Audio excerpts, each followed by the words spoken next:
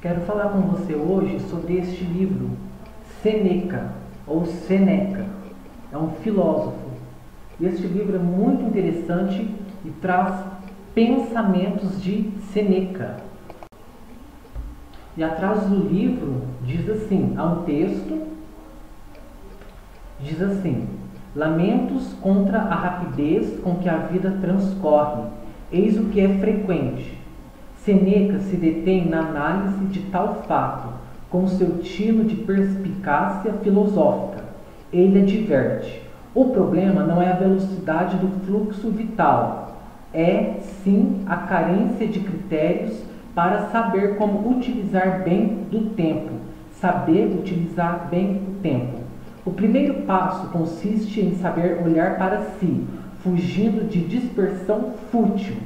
Desse encontro consigo mesmo resulta o convênio com a prática da virtude. Assim, a vida honesta torna-se longa, porque é prenúncio da vida futura junto dos deuses imortais. Neste livro ele traz vários pensamentos, pensamentos filosóficos, conversas, aquilo que ele para pensar. Este livro chama A Brevidade da Vida e é muito interessante. E agora eu achei aqui um texto sobre ele, Lúcio Aneu Seneca, português europeu, ou Seneca, português brasileiro. Foi um dos mais célebres advogados, escritores e intelectuais do Império Romano, conhecido também como Seneca, ou Seneca, o moço, o filósofo, ou ainda o jovem. Sua obra literária e filosófica, tida como modelo do pensador estoico durante o Renascimento, inspirou o desenvolvimento da tragédia na dramaturgia europeia renascentista. Seneca foi simultaneamente dramaturgo de sucesso, uma das pessoas mais ricas de Roma, estadista famoso e conselheiro do imperador. Seneca teve que negociar, persuadir e planejar seu caminho pela vida. Ao invés de filosofar da segurança da cátedra de uma universidade, ele teve que lidar constantemente com pessoas não cooperativas e poderosas e enfrentar o desastre, o exílio, a saúde frágil e morte. Seneca correu riscos e teve grandes feitos.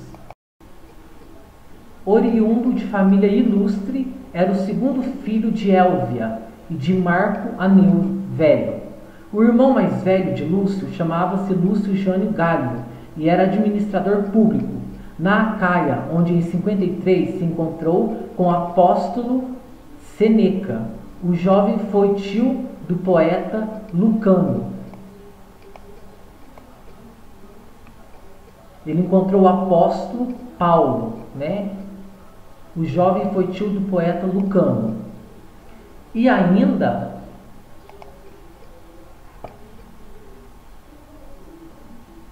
calma que eu perdi.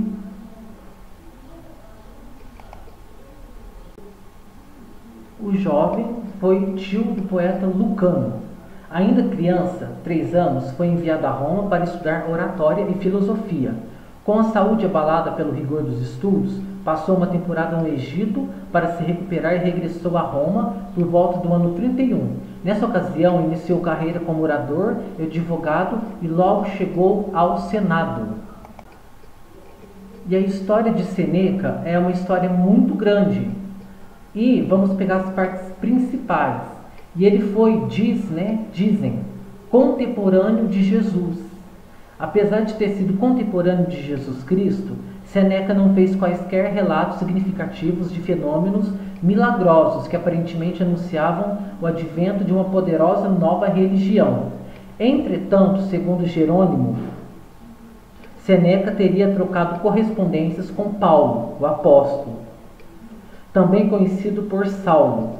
Constata-se que os cristãos, por intermédio de Lúcio Aneu Seneca, assimilaram os princípios estoicos, utilizando inclusive as mesmas metáforas estoicas da Bíblia. Um fato tanto mais curioso é que Sêneca, como filósofo, interessou-se por todos os fenômenos da natureza, resultando nas cartas intituladas posteriormente Questões da Natureza, como observou Edgar Gibbon, historiador do Iluminismo, perito na história do Império Romano e autor do livro História do Declínio e Queda do Império Romano. E falando um pouquinho sobre a filosofia de Sêneca. Sêneca ocupava-se de forma correta de viver a vida, ou seja, da ética, na física e da lógica. Via o sereno estoicismo como a maior virtude, o que lhe permitiu praticar a imperturbabilidade da alma, denominada ataraxia, termo utilizado a primeira vez por Demócrito em 400 a.C., juntamente com Marco Aurélio e Cícero. Conta-se entre os mais importantes representantes da intelectualidade romana. Sêneca via no cumprimento do dever um serviço à humanidade. Procurava aplicar sua filosofia à prática. Deste modo, apesar de ser rico, vivia modestamente, bebia apenas água, comia pouco, dormia sobre um colchão duro. Sêneca não viu nenhuma contradição entre sua filosofia estoica e a sua riqueza material. Dizia que o sábio não estava obrigado à pobreza, desde que o seu dinheiro tivesse sido ganho de forma honesta. No entanto, devia ser capaz de abdicar da riqueza. Sêneca via-se como um sábio imperfeito. Ele dizia, eu elogio a vida, não a que levo, mas a que sei dever ser vivida.